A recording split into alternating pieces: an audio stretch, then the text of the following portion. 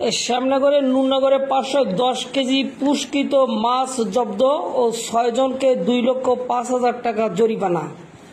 সাতক্ষীরার শ্যামনগর উপজেলার নুরনগর এলাকার নুরনগর বাজার সংলগ্ন এলাকা হতে গোপন সংবাদের ভিত্তিতে 10ই মে শনিবার বেলা 12টায় শ্যামনগর উপজেলা সহকারী কমিশনার ভূমি আব্দুল্লাহ রিফাত সহ বাংলাদেশ সেনাবাহিনী, বাংলাদেশ পুলিশ একযোগে নুরনগরের জাহাঙ্গীরের মৎস্য আড়তে অভিযান চালিয়ে 510 কেজি পুষ্কৃত রপ্তানিযোগ্য বাগদা চিংড়ি ও গলদা চিংড়ি আটক করেন।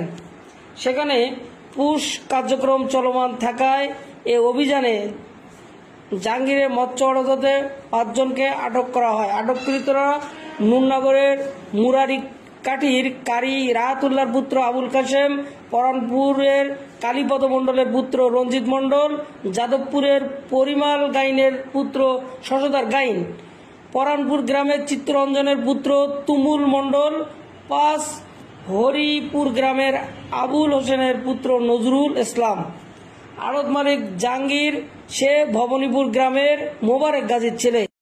শ্যামনগর উপজেলা সহকারী কমিশনার ভূমি আব্দুল্লাহ রিফাত ভ্রাম্যমাণ আদালত পরিচালনা করে আবুল কাশেম, রঞ্জিত মণ্ডল, শশধর গাইন ও তুমুল মণ্ডল প্রত্যেককে 20,000 টাকা করে, 4 জনকে 80,000 টাকা, নজরুল ইসলামকে 25,000 টাকা ও আড়ত মালিক জাহাঙ্গীরকে 1 লক্ষ টাকা, মোট 6 জনকে 2,05,000 টাকা জরিমানা করা হয়। রপ্তানি পণ্য পুশ এটি আমাদের স্বাস্থ্য ঝুঁকির অন্যতম কারণ, এটি বন্ধ করতে সকলের প্রতি আহ্বান জানান সহকারী কমিশনার ভূমি আব্দুল্লাহ রিফাত। এ সময় উপস্থিত ছিলেন সিনিয়র মৎস্য কর্মকর্তা তুষার মজুমদার। এই বিষয়টি নিয়ে উপজেলা সিনিয়র মৎস্য কর্মকর্তা তুষার মজুমদার জানান, বাংলাদেশের জন্য গর্ব। সাতক্ষীরা আমার জেলা বা বাগদা চিংড়ির জন্য একটি প্রসিদ্ধ জেলা। তো যে কোনো চিংড়িতে যে কোনো ধরনের পুষ, পানি বলেন, জেলি বলেন, ময়দা বা আটার দানা বলেন, সাগুদানা বলেন, সে সবকিছু নিষিদ্ধ। আমরা ভোক্তার কাছে নিরাপদ খাদ্য পৌঁছে দেওয়ার জন্য আমাদের এই অভিযান পরিচালনা। আজকের এই অভিযানে আমাদের শহর কমিশনার ভূমি, আমাদের থানার ফোর্স, আমাদের বাংলাদেশ সেনাবাহিনীর ফোর্স এবং স্থানীয় গণ্যমান্য ব্যক্তি, ডিজিএফআই সকলে আমাদের এই অভিযানে আমাদের সহযোগিতা করেছে।